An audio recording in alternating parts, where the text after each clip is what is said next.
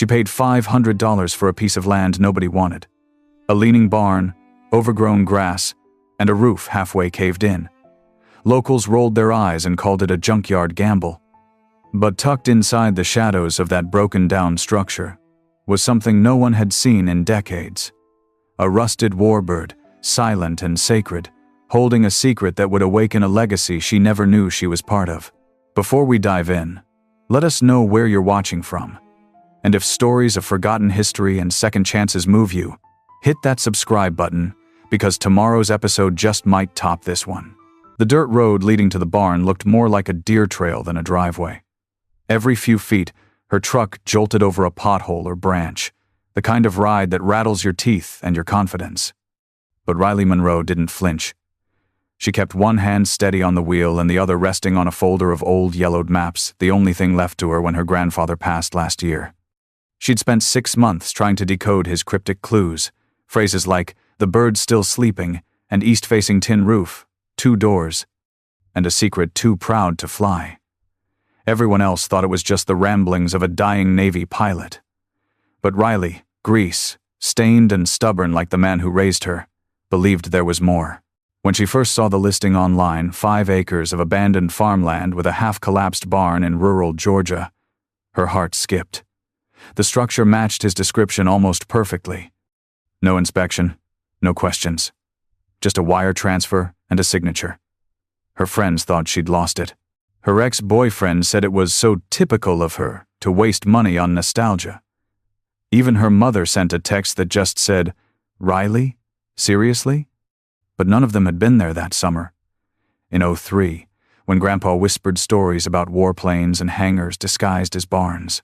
She was 10 then, small enough to sit on his lap, old enough to remember the glint in his eyes when he spoke of the skies. The barn didn't look like much when she pulled up. One side sagged inward, metal panels dangling like loose teeth.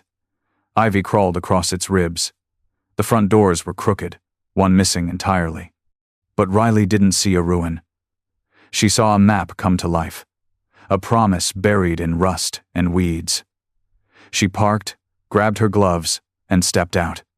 The summer heat clung to her like sweat-soaked denim, and the air smelled of hot dust and old secrets. A mockingbird chirped from the fence post as if to say, "Good luck, sweetheart." Inside, the barn was darker than expected. Sunlight stabbed through holes in the roof, striping the ground in beams. Piles of scrap, busted farm equipment, and half-rotted crates lined the edges. She moved carefully, boots crunching over shattered glass and nests long abandoned. Then, in the far back behind a rusted tractor and a collapsed pile of sheet metal, she saw it. Or rather, she felt it first. A strange stillness, like the air itself was holding its breath. She stepped closer, heart pounding. And there it was. A nose cone, dark brown with streaks of corrosion, partially buried beneath vines and thyme. Her breath caught in her throat. She scrambled over debris, hands shaking now.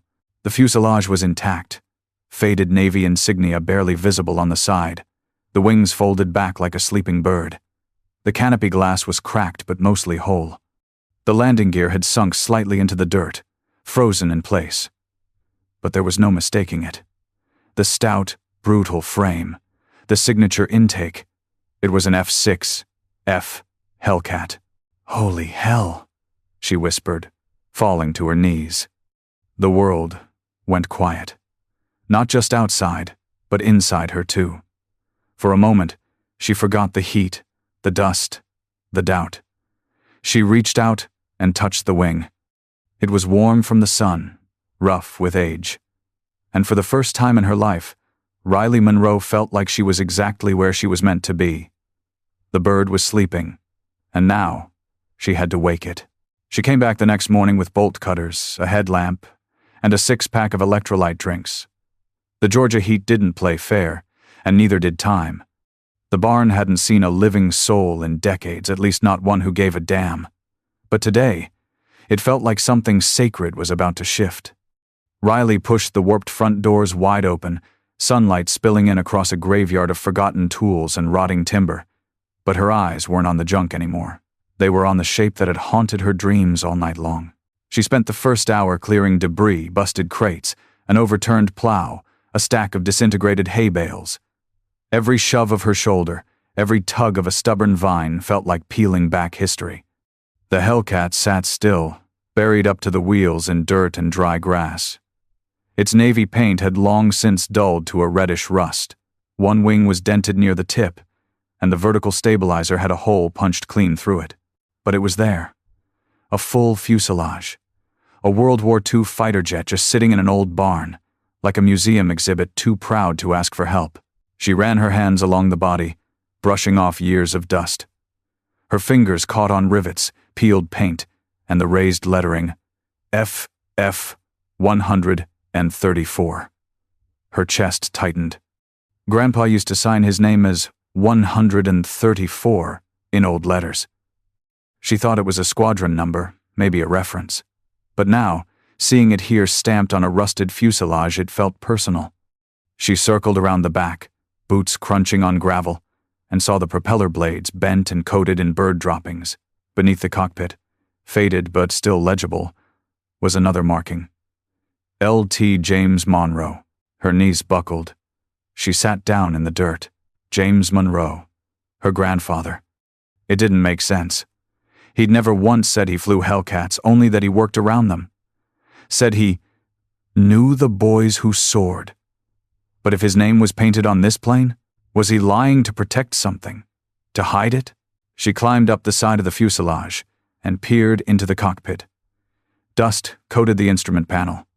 The seat was cracked leather, warped and brittle.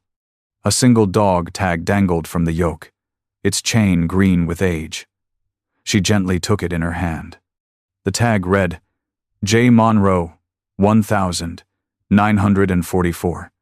She pressed her forehead to the edge of the canopy and let out a long breath. Somewhere in this sunlit tomb, her family had left something behind, and now it was hers to uncover. Later that afternoon, she called the county records office.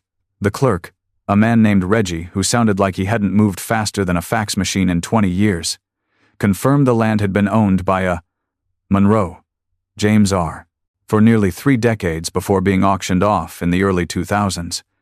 It had passed hands twice since, both times dismissed as a run-down pasture with salvage potential.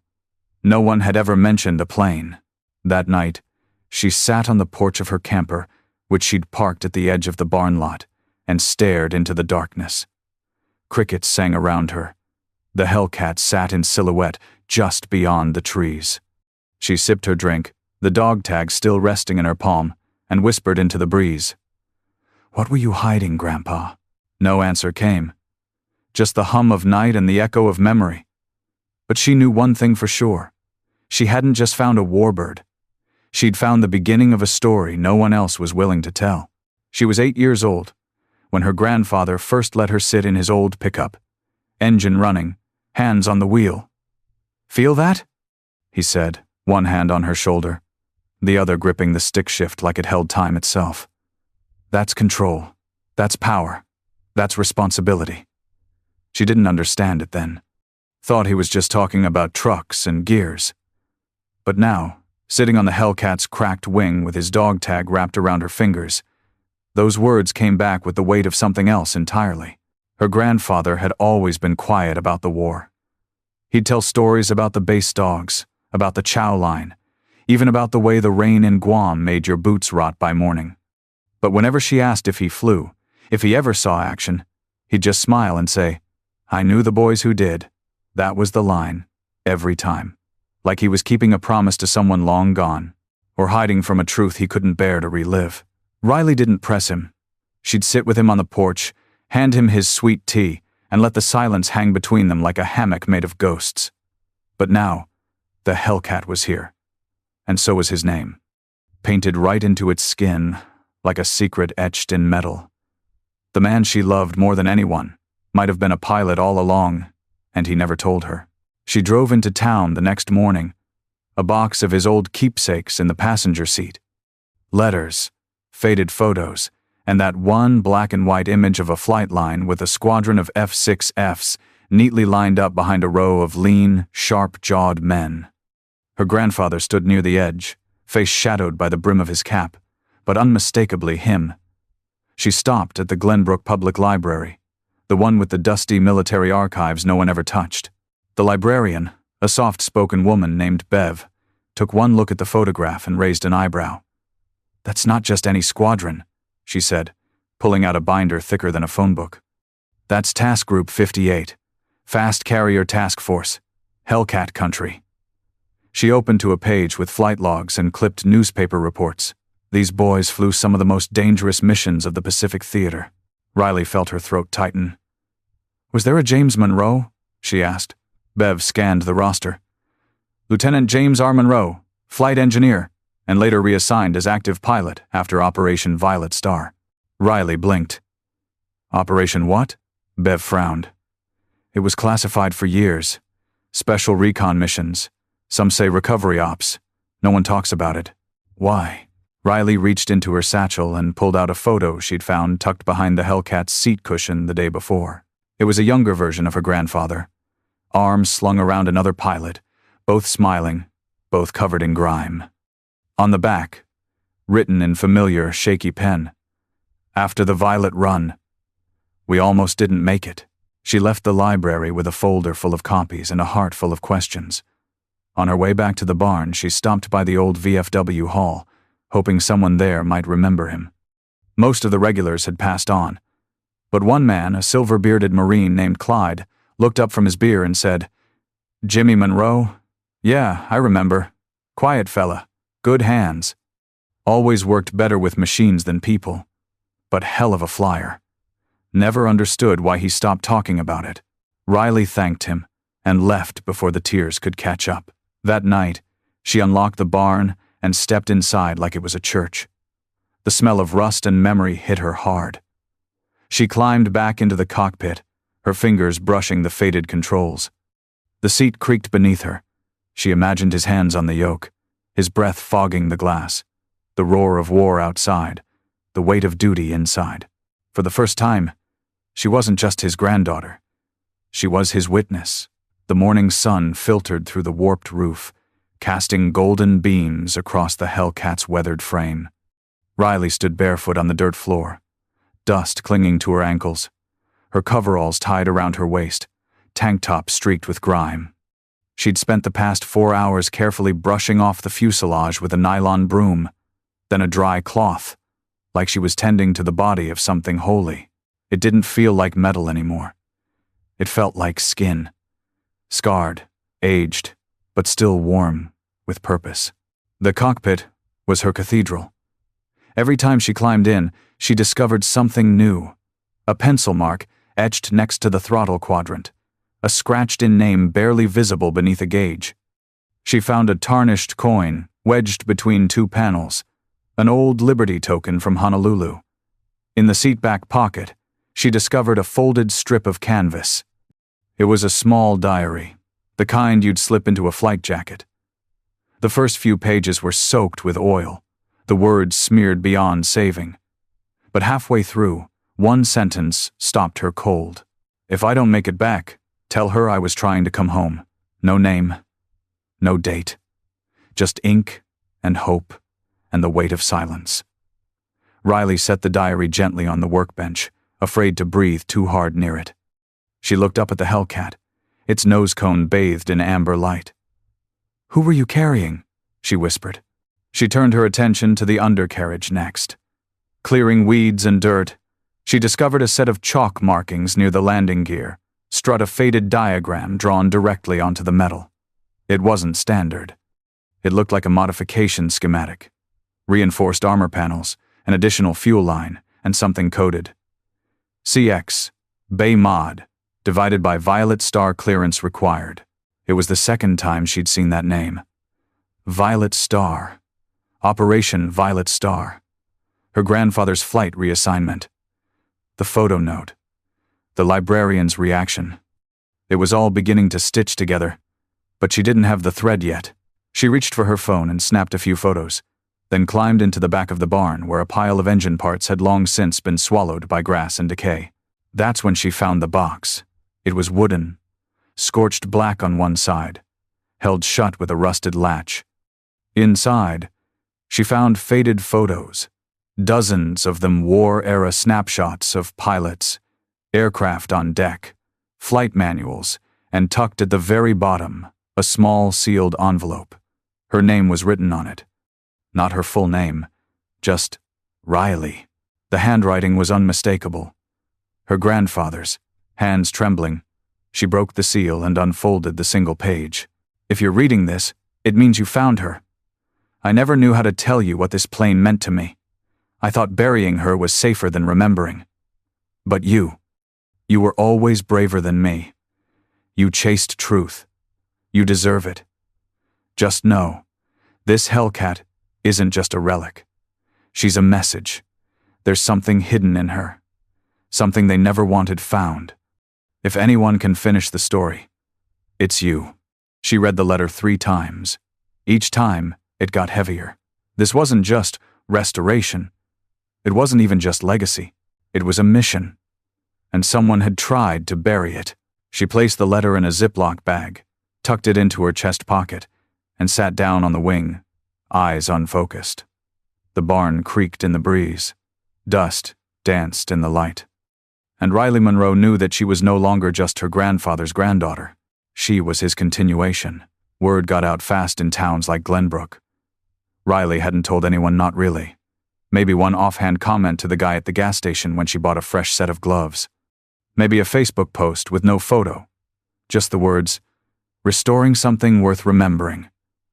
But that was all it took. By the end of the week, people started talking. Not the kind of talk that builds you up. Either the kind that pricks at your back when you walk into the diner. She's playing Army again. Another Monroe chasing ghosts. Girl thinks she found a Spitfire in a barn. They laughed. Mostly behind her back, but some didn't bother hiding it. At Harry's Hardware, the cashier smirked when she asked about aircraft degreaser. "You starting a museum, darlin'?" At the local cafe, the waitress refilled her coffee and said, "Heard you found a spaceship." It was always with a grin, a joke, because in their minds, what Riley had found wasn't a Hellcat, it was a delusion. She didn't blame them. Not entirely. Glenbrook wasn't the kind of place where secrets stayed buried. It was the kind of place where dreams got traded for overtime and pensions. So when someone said they'd found a World War II fighter plane in a $500 barn, the first reaction wasn't awe. It was mockery. But she stayed quiet, let them laugh, let them doubt, until the Navy veteran showed up. It was a Thursday afternoon, the sun high and punishing. Riley had just pried open a panel near the fuselage belly and was elbow-deep in mud and grime when she heard tires on gravel. She stood, sweat streaking her neck, and saw an old Buick crawl up the drive.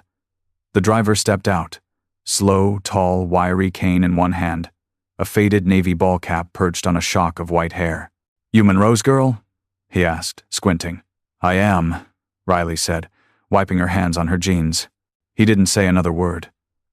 Just walked past her, straight into the barn, eyes locked on the Hellcat.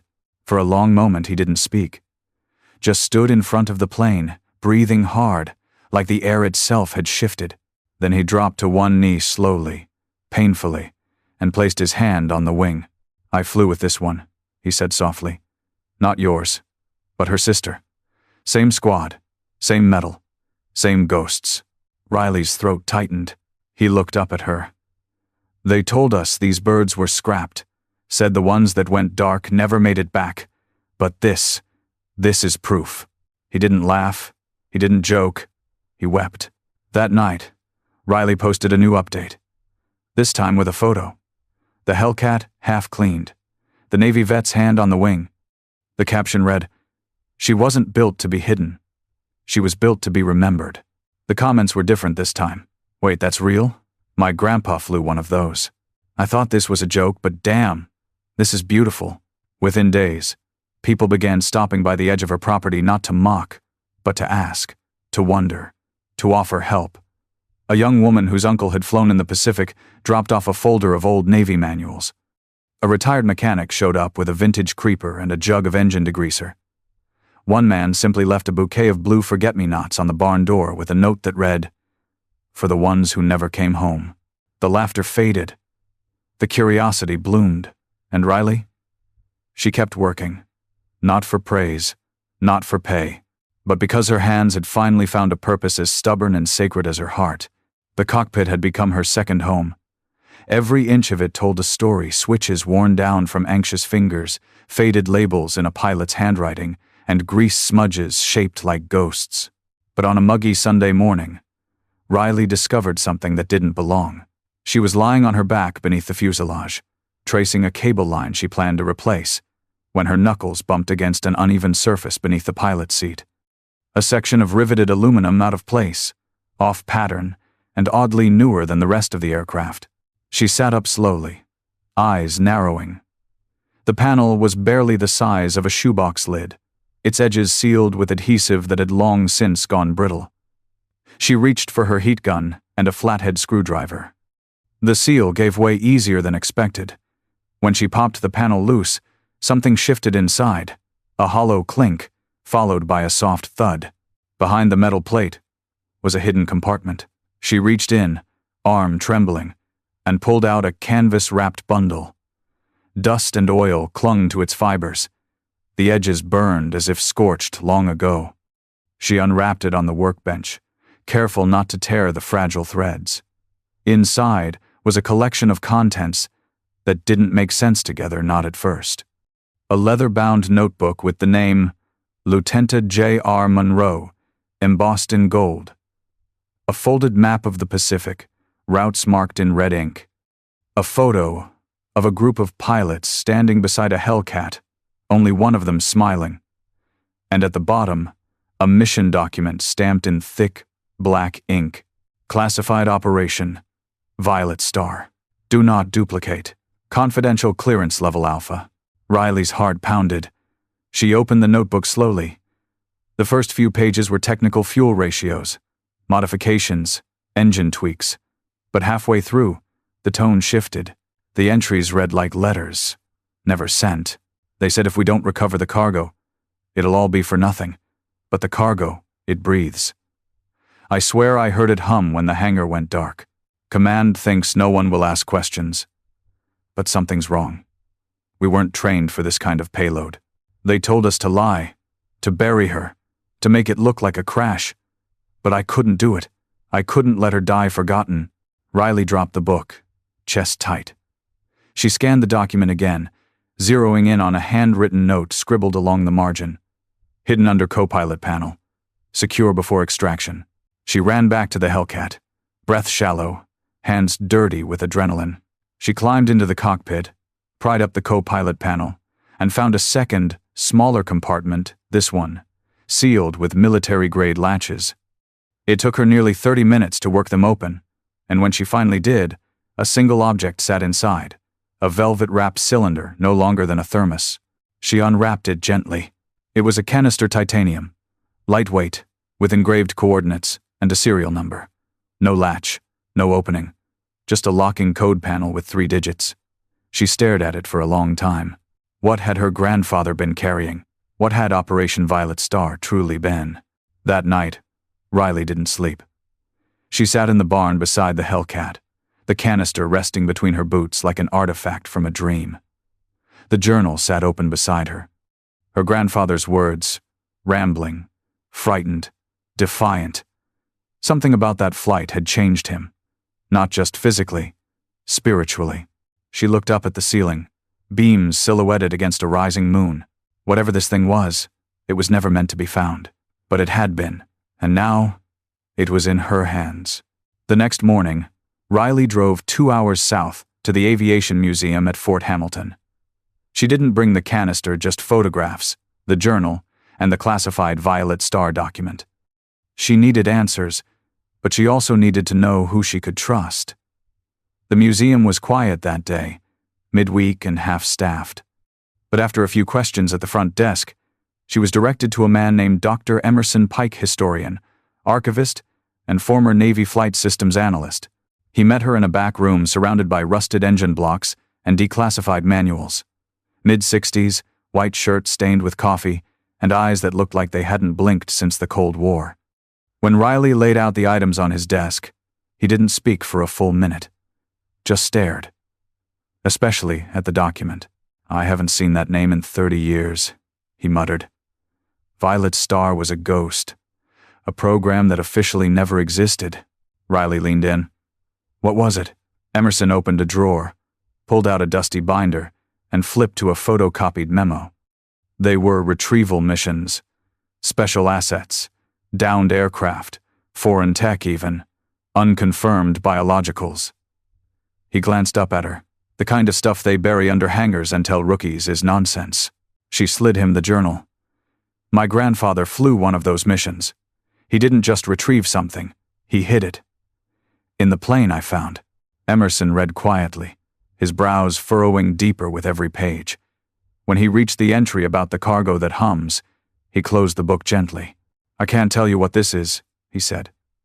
But I can tell you the coordinates, etched into that canister. They're over the Mariana Trench. Riley's stomach dropped. That's deep ocean, he continued. No recovery unless they wanted it unrecoverable. Violet Star wasn't just about retrieval. It was about keeping things from being found again. She looked at him hard. So why did he save it? Emerson sighed. Maybe he believed it mattered. Maybe he didn't trust the people behind the orders. Hell, maybe he just didn't want the truth to drown. Back at the barn that evening, Riley stared at the canister again, fingers brushing the cool metal. She didn't try to open it. Not yet. Some truths needed context before they could be handled. She turned instead to the photos she'd taken of the pilot group, the one where only one man smiled. She zoomed in, scanned the edges, and realized there was a number scrawled on the tail of the plane behind them. FF 134, her Hellcat. That photo was taken the day before the classified mission. She flipped the journal back open, scanning for any mention of names. One entry caught her breath. Flyout team. Monroe, Geller, Reyes. Only I came back. No one asked why. That's when I knew we were disposable. That night, Riley searched for the names. Geller, Reyes. It took hours, digging through old war memorials and reunion groups. Eventually, she found them both listed as MIA, presumed lost over the Pacific in 1944. No wreckage ever found. No bodies recovered. But their plane had made it back. Hers. Riley sat in the cockpit again, the weight of history pressing against her chest. Her grandfather hadn't just hidden a canister. He'd survived something that took two of his closest friends. He'd kept the plane not because he was proud, but because it was all he had left. A silent tomb. A final confession. She whispered into the cockpit, I'm not letting it be forgotten. Outside, thunder rolled in the distance. And for the first time, the Hellcat didn't feel like a relic. It felt like a message waiting to be delivered. It started with a single message on a forgotten veterans forum. Riley posted a blurry photo of the Hellcat's tail fin, the journal entry about the Violet Star crew, and a caption that simply read, Looking for anyone who flew with Lieutenant James R. Monroe. I found his plane. I think it was never meant to be found. She didn't expect much. Maybe a few cryptic replies. Maybe silence. But 3 days later, the floodgates opened. A man named Walt Geller Jr. messaged her first son of the same Geller listed as MIA in her grandfather's flight logs. Then came Anna Reyes, granddaughter of the co-pilot Monroe mentioned. They'd both grown up with fragmented stories, whispers of a final mission that never returned, letters filled with contradictions. Neither had ever been told the full truth. But when Riley showed them the contents of the canister, the Violet Star logs, and the plane itself, everything began to piece together. The following weekend, they came to Glenbrook. Walt brought his father's flight boots. Anna brought a photo of her grandfather's smile. They stood in the barn with Riley, staring at the old warbird like it was a holy relic. The kind of moment history doesn't record, but hearts never forget. Then came the volunteers. It started small, 1 or 2 old aviation buffs from neighboring counties, then a retired Navy mechanic, then a flight engineer who'd read about Riley's find on a forum and drove 12 hours just to touch the wing. They showed up with tools, with diagrams, with trembling hands and tear-filled eyes. Because this wasn't just a restoration, it was a resurrection. Each bolt turned was like exhuming memory. Each layer of grime scrubbed away revealed a deeper story. Riley learned to weld under the careful guidance of a former Boeing technician named Clarence, who hadn't picked up a torch in 20 years but still moved like the Ark knew his name. Anna sanded the tail with quiet reverence. Walt helped restore the instrument panel, tracing each dial like he was mapping the past with his fingertips. And through it all, Riley led. Not because she knew more she didn't, but because the Hellcat had chosen her. Because her grandfather's silence had spoken the loudest through her hands. One afternoon, as they hoisted the cowling off the engine, Riley found something wedged between two cylinders, a strip of leather, brittle and curled. It was a bracelet, worn, simple, and etched with 3 sets of initials: J, R, M, W, G, A, R. The crew. She held it up in the sun, her throat catching. They carried each other, she whispered. Even when no one else did. They installed it on the dash, tucked beneath a clear panel, so it would never be hidden again. The plane began to take shape. New rivets, fresh wiring, composite patches over the damaged sections. The goal was never to fly it. That wasn't possible. Not without a complete rebuild and millions Riley didn't have. But what they could do was restore its voice, its stance, its story. By the end of the month, the Hellcat stood proudly under the barn roof, paint sanded to a clean gunmetal patina. The Navy Star reapplied on its wings. The cockpit sealed and sacred once more. They didn't paint it to showroom shine. They left the scars, the bullet holes, the history. Because this wasn't about perfection, it was about truth. They held a small ceremony the day it was finished. No press, no fanfare. Just Riley, Walt, Anna, and the handful of men and women who had brought a dead bird back to life. Clarence raised a trembling hand in salute. Anna kissed her grandfather's photo. Walt whispered, "You made it home, Dad." And Riley, she stood with her hand on the wing, silent, steady, and for the first time in her life, completely certain of her purpose. She hadn't just rebuilt a plane, she'd welded ghosts back together. The invitation came 2 weeks later, tucked inside a thick envelope bearing the seal of the Smithsonian National Air and Space Museum. Riley almost dropped it when she opened the letter. They'd seen the photos. Read the forum threads. Watch the shaky YouTube video someone had posted of the makeshift ceremony, and they wanted the Hellcat. Not just for display for honor. They were offering full transport, full preservation, and permanent placement in the Pacific War Aviation Wing under a new exhibit. Lost Wings. The Untold Stories of Violet Star. They even asked Riley to come speak at the unveiling. Not as a curator, as a descendant, a restorer, a witness. She sat in her truck for nearly an hour, staring at the letter in her lap. It wasn't the spotlight that scared her. It was what came after. Letting the plane go, leaving the barn empty, letting strangers walk past the cockpit like it was just another museum piece, not a secret that had healed her soul. But when she called Walt and Anna, they said the same thing. It belongs to more people now. So she said yes. The museum arranged everything. Flatbed trailer with hydraulic lift, climate-controlled enclosure, custom cradle to protect the landing gear. And when the transport crew arrived, every volunteer who had laid hands on the restoration showed up to see it off. The barn was full again. Not of dust or rust or doubt, but of stories. Walt stood with his hand on the wing, eyes glassy. "Thank you," he whispered to Riley, "for giving him back to me." Anna placed her grandfather's photo on the dash one last time. He's not lost anymore. And Clarence, the welder with shaking hands, handed Riley a small, oil-smudged coin. "This flew with me in Korea. I was saving it for someone who brought a bird home." Riley didn't cry until the Hellcat started rolling down the gravel path, slow and reverent, its polished skin catching the Georgia sunlight like a final salute. She followed behind in her truck, headlights on, radio off, heart full. 2 weeks later, she stood beneath the vaulted ceiling of the Smithsonian, the Hellcat now suspended mid-air, wings outstretched like it had never forgotten how to fly. Spotlights traced its profile. A placard beneath it read, F6F Hellcat vertical bar, FF 134.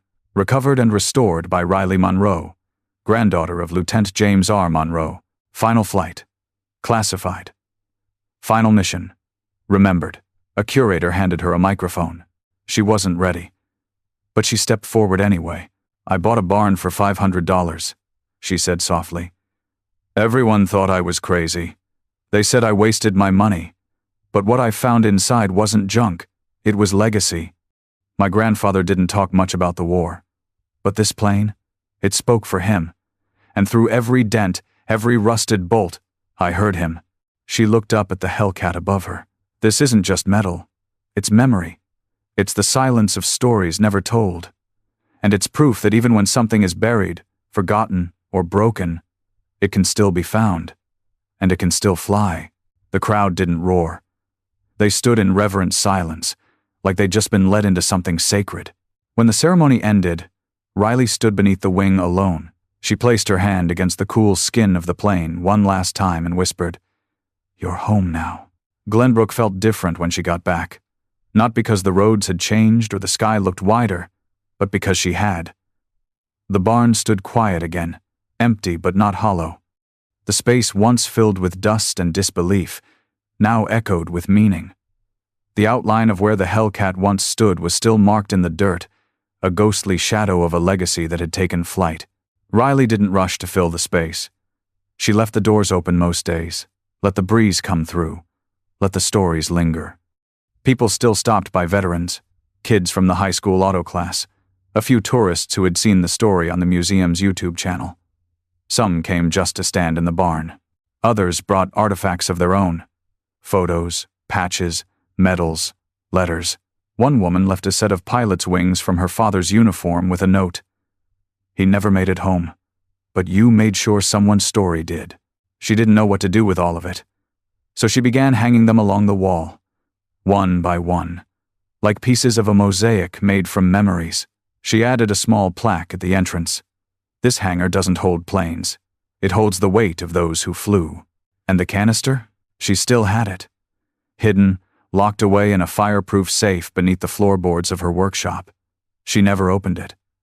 Maybe she never would. Some truths, she'd come to learn, weren't meant for curious hands, just careful hearts. It wasn't about what was inside anymore.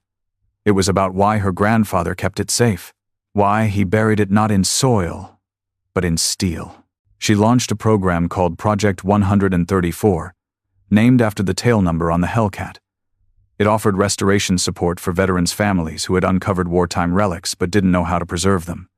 She wasn't a historian. She wasn't a scholar. But she knew what it felt like to find something heavy with meaning and not know where to begin. And she taught. Every Saturday, the barn transformed into a classroom. She taught kids how to sand metal, how to decode tail numbers, how to listen to old engines like they were speaking. She didn't charge. She just asked them to care. One afternoon, while she was helping a young girl reattach a carburetor to a tractor, the girl looked up and asked, "Miss Riley, do you miss your plane?" She smiled. "She's not mine anymore," she said. "She belongs to everyone now." That night, she stood in the center of the barn, bare feet on concrete, hands tucked in her pockets. The sun was setting, and the sky outside had turned the color of old film stock, that warm, grainy gold her grandfather always said reminded him of flight at dawn. She reached into her pocket and pulled out the dog tag. J. Monroe, 1944. She kissed it once, hung it on the same nail where she'd tacked her first tool belt, and whispered, "I did it, Grandpa. I brought her home." Outside, the wind rustled the trees, and the barn creaked just enough to make her believe the walls were settling into peace. Not every story ends with a roar of engines. Some end in quiet triumph, in barns that no longer echo with mockery, but with memory.